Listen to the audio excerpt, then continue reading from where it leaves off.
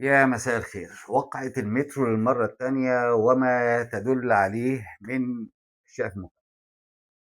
طبعًا بصرف النظر عن الناس بقى اللي ركبت الموجة بطريقة مختلفة، الأستاذة نهاد أبو القمصان. أستاذة نهاد وإن كانت ست ظريفة ولذيذة ومتعلمة ومثقفة ومحامية، إلا إن هي ال بعض الجمعيات اللي هي تعاونت معاها كان في ظاهرة الرحمة وفي بيطانها العذاب. هم الظاهر إن هم بيحاولوا يحافظوا على حقوق الست وحقوق الطفل وبتاع، إنما في الأصل هم بيحاولوا يفتتوا. هي فاهمة أو مش فاهمة الله أعلم بيها، إنما قصة إن الراجل اللي عمل الراجل الكبير والبنت قاعدة في حالها و لأ، البنت المحترمة هي اللي بتحط رجل على رجل، ما بتحطش، مش واقفة، مش قاعدة فاشخة رجليها. إيه الكلام ده؟ يعني هي يا إما تفشخ رجليها يا إما تحط رجل على رجل، لا طبعًا. يعني الناس اللي بتقعد برجل عادي ومضمة رجليها وقاعدة مؤدبة دي ما مش مؤدبة يا أستاذة كلام غير منطقي وغير معقول وركوب الترند. وأنا لو مكانها كنت سافلته. أنا مش عارفة الناس اللي قاعدين في المترو ما قاموش سافلتوه ليه؟ إيه ده؟ إيه سافلته؟ إيه الألفاظ دي؟ هذه الألفاظ هي ما تعزز العنف في المجتمع. يا أستاذة نهاد، أنتِ مش عارفة كمية العنف اللي في المجتمع دوّة؟ يعني أنتِ عايزة تكمّليها عنف؟ إيه يا جماعة إيه يا جماعة ده؟ يعني أنا مش لا إله إلا الله. وبعدين يا أستاذة نهاد آلاف وعشرات الأمثلة لناس مشاهير بيهينوا الست علنًا على التلفزيونات، علنًا. الست المصرية تُهان علنًا على التلفزيونات وأنتِ لا تحركي ساكنًا. يعني ما خلي عندِك دم بقى. يا جماعة اختشوا، اختشوا عيب بقى. المجتمع مش ناقص. يا جماعة إحنا محتاجين بصرف النظر عن الواقعة نفسها، لأن الواقعة نفسها مش هنقدر نحكم عليها إلا لمّا نعرف بالضبط إيه اللي حصل.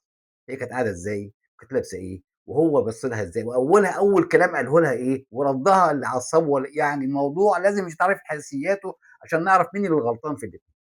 إنما مُلفت النظر في الموضوع إن ما بقاش في معايير للقيم والأخلاق في المجتمع، بدليل إن ما فيش حد من الناس اللي قاعد لا حد قال له لا يا حاج ما هي قاعدة كويسة أهي، ما فيش مشكلة، ولا حد قال لها يا بنت الحاج عنده حق اسمعي كلامه. لإن إحنا بقى عندنا توهة وغياب للمعايير الأخلاقية في المجتمع، اللي إحنا محتاجينها دلوقتي. إحنا محتاجين دلوقتي نرجع تاني للناس اللي كانت زي زمان بيقولوا لنا عيب. لمّا بتعمل حاجة وحشة في الشارع كان ييجي جارك أو عمك أو أي حد ماشي في الشارع يقول لك عيب يا ابني ما يصحش. هم دلوقتي مش عايزين ده، عايزين كل واحد حُر، تعمل اللي تقعد زي ما هي عايزة وتعمل اللي هي لا ما فيش حاجة كده. ما فيش حاجة اسمها كده. ديننا أمرنا إن إحنا نؤمر بالمعروف وننهى عن المنكر. لمّا ألاقي واحدة قاعدة في المترو بطريقة مش كويسة، ما فيش مشكلة خالص إن أنا بطريقة محترمة أقول لها لو سمحتِ ما تصحّيش عيب. لازم نرجع تاني نقول لبعض عيب، بدل الانحلال ده. ده انحلال في المجتمع، في انحلال أخلاقي في المجتمع. ده شيء واجب. يعني ربنا سبحانه وتعالى يقول بسم الله الرحمن الرحيم: كنتم خير أمة أخرجت للناس تأمرون بالمعروف وتنهون عن المنكر وتؤمنون بالله. يعني إحنا مطالبين إن إحنا نقول لبعض عيب. حاجة مجتمعية مهمة جدًا ومحترمة جدًا. يعني الحقيقة إن إحنا قصة النهي عن المنكر والأمر بالمعروف شيء مهم جدًا في الشارع وفي المجتمع. وده يعني له فوايد كتيرة. أول حاجة حفظ القيم الأخلاقية. أول حاجة إن نرجع تاني الشارع يبقى عنده أخلاق. اللي خلاص كل واحد بيعمل اللي هو عايزه، وكل واحد بيقول لك أنا مالي. أنتم عايزين توصلوا لكل واحد يقول أنا مالي، عشان كل واحد يبقى ماشي بحريته وبراحته. ده اللي أنتم عايزينه. والحقيقة إن دوّة واحد من أهم العوامل اللي ممكن تهد المجتمع من جوّه. فلازم نحافظ على الأخلاق. نحافظ على أخلاقنا إزاي؟ إن إحنا كلنا نحذّر بعض. الحاجة التانية تحقيق التكافل. الناس اللي هتعمل ده، اللي هتمشي في الشارع تقول عيب وما يصحّش، ويلاقي أي موقف يقول عيب ما يصحّش، ده هيلزمه هو كمان إنه يبقى سلوكه محترم في الشارع. يعني حتى لو هو بيدعي الأخلاق، ده هيلزمه إنه في الشارع يبقى محترم. لأنه مش هينفع يقول لحد عيب ما تعملش كده وهو بيعمل غلط. فده شيء مهم جدًا، جدًا مهم جدًا. وبعدين في حديث عن الرسول صلى الله عليه وسلم: إن الناس إذا رأوا المنكر ولم يغيّروه أوشك الله أن يعمهم بعقاب من عنده. يا جماعة ما ينفعش إن إحنا نشوف حاجة غلط ونسكت، ولكن باحترام. إزاي بقى إحنا نقدر نعمل التوازن ده؟ زي ما ربنا أمرنا سبحانه وتعالى، بسم الله الرحمن الرحيم، ادعوا إلى سبيل ربك بالحكمة والموعظة الحسنة، إنك تبقى أسلوبك كويس ومحترم وأنت بتكلم الناس.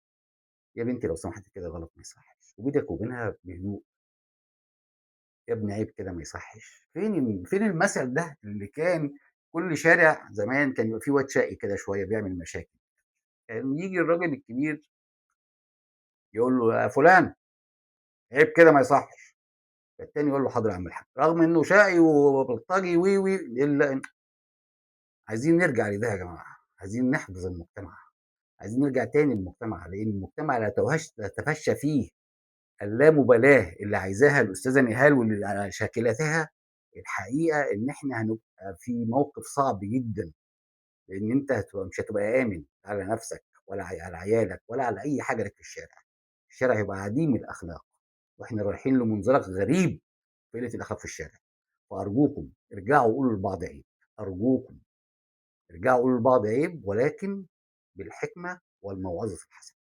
أشكركم على المتابعة، ما تنسوش تعملوا لايك وشير على فيسبوك وتيك توك، سبسكرايب على اليوتيوب. أنا عمرو محمود ودول كلمتين مني. مساء الفل.